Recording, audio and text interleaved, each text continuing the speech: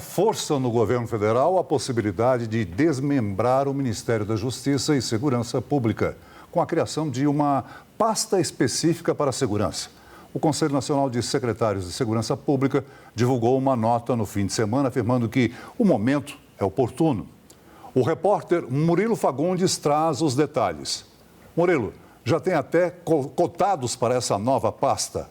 Qual o nome favorito para assumir como efetivo do Ministério da Justiça? Boa noite. Oi, Celso. Boa noite a vocês aí no estúdio, a quem nos acompanha aqui no SBT News. Olha, estamos em momento de bolsas de apostas aqui no governo Lula e é natural esse movimento, porque o ministro Ricardo Lewandowski deixou a pasta da Justiça e Segurança Pública e há essa pressão natural dos órgãos de segurança, da própria Polícia Federal, de representantes e agentes da segurança pública pela recriação do Ministério exclusivo para a Segurança Pública. Mas apesar dessa pressão, Celso, o diagnóstico, a avaliação feita aqui no governo Lula é de que há alguns ônus para a criação desse ministério em ano eleitoral.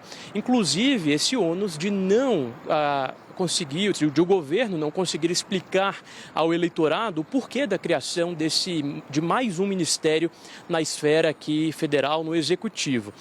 E, Celso, sim, já há uma bolsa de apostas para vários nomes para assumir o Ministério da Justiça e Segurança Pública, mas o principal deles é do ex-integrante aqui da Secretaria de Assuntos Jurídicos e nome muito próximo da ala petista, o Wellington César Lima e Silva, que inclusive foi indicado ministro da Justiça no governo Dilma, mas ficou pouco mais de 10 dias no cargo porque, na época, a Justiça, o Supremo Tribunal Federal, entendeu que ele, por ter carreira ali como promotor de justiça, não poderia assumir um cargo na esfera política. Então ele teve uma passagem muito breve pelo Ministério da Justiça e agora o nome de Wellington ganha força para assumir a pasta da Justiça e Segurança Pública. Alguns outros nomes correm por fora. É o caso do atual ministro da Controladoria Geral da União, Vinícius Carvalho, do próprio ministro da Educação, Camilo Santana, que já teve atuação com segurança pública enquanto governador. O nome de Andrei Rodrigues, chefe da Polícia Federal, que agora perdeu bastante força, e até outros nomes políticos ligados ao PT. Mas o nome mais forte neste momento é o do próprio Wellington César Lima e Silva, por conta da sua atuação no Ministério da Justiça anteriormente, na Secretaria de Assuntos Jurídicos, mas o principal, por ter a confiança do presidente Lula neste ano eleitoral. Em resumo, Celso, Marina e quem nos acompanha, existe uma pressão sim para a criação do Ministério da Segurança Pública exclusivo para esse tema, esse desmembramento, mas há uma série de limitações neste momento para a concretização dessa divisão. Enquanto isso não acontece, os nomes nas bolsas de apostas vão sendo levantados, mas o principal deles é o de Wellington César Lima e Silva, que pode ser anunciado nos próximos dias como substituto de Ricardo Lewandowski no Ministério, que por enquanto tem o secretário executivo Manuel de Almeida como ministro interino. Volto com vocês. Murilo, obrigado pelas suas informações. E nós vamos analisar essa reforma ministerial antecipada a partir da saída de Ricardo Lewandowski e o novo desempenho, novo desenho da equipe de governo com os analistas Ranier Bragon e César Feitosa. Essa divisão está sendo capitaneada aí por membros do PT, né? Mas não está nada decidido por enquanto, né, Ranier? Celso, o prazo limite ali em que deve haver a troca ali de cerca de metade do Ministério do governo Lula é agora no final do primeiro trimestre, porque a legislação eleitoral, ela define que as pessoas que vão concorrer ao outro mandato, elas têm que se desincompatibilizar dos cargos de ministro. Então, várias pessoas vão sair, inclusive, muito possivelmente, o ministro da Fazenda, Fernando Haddad, a chefe da articulação política do Lula, a Gleisi Hoffmann, entre vários outros.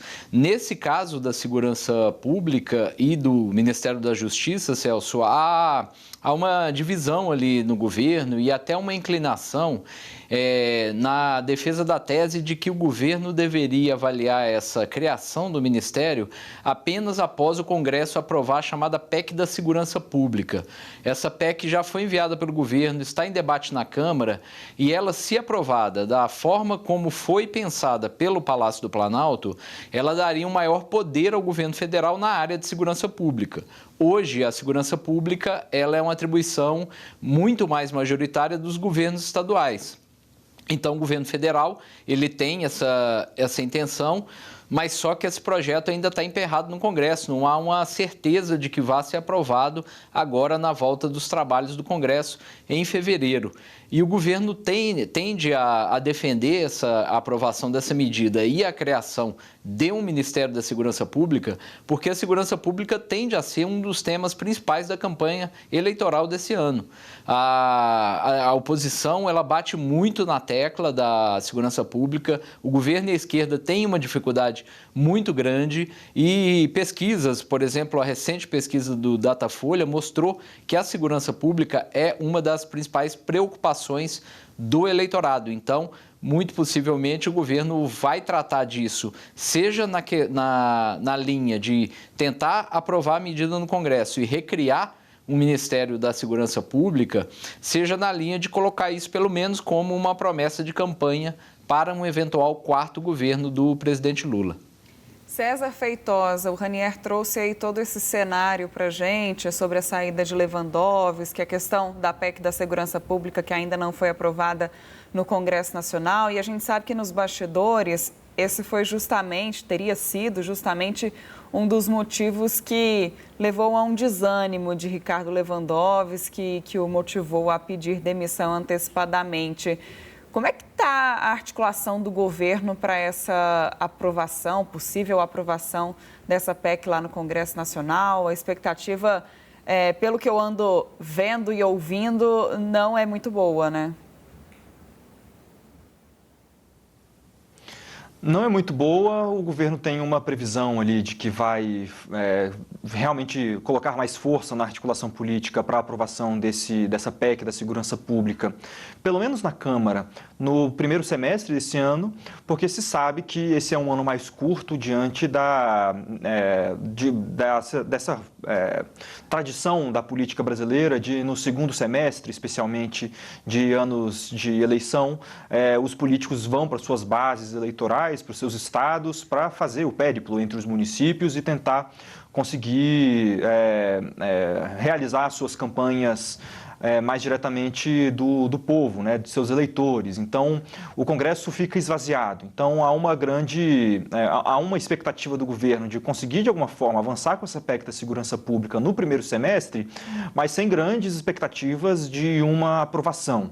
O governo foca mesmo ali no Congresso nas discussões, inclusive mais relacionadas a questões trabalhistas. Por exemplo, o fim da escala 6x1, a regulamentação da uberização, né, um processo que inclusive estava para julgar no Supremo, mas alguns parlamentares pediram ao presidente do Supremo Tribunal Federal, o ministro Edson Fachin, para que o Supremo não julgue, pelo menos no primeiro bimestre, esse assunto, para que a Câmara consiga fazer a discussão e, quem sabe, aprovar um projeto de lei que dá mais segurança para os trabalhadores de aplicativo, né? Seja Uber 99, entregas também de comida e de outros itens. Esse tem sido um foco do governo e um foco um pouco mais factível de conseguir articular a aprovação desses projetos diante dessas resistências que o governo tem na aprovação de temas relacionados à segurança pública, mais especificamente essa PEC.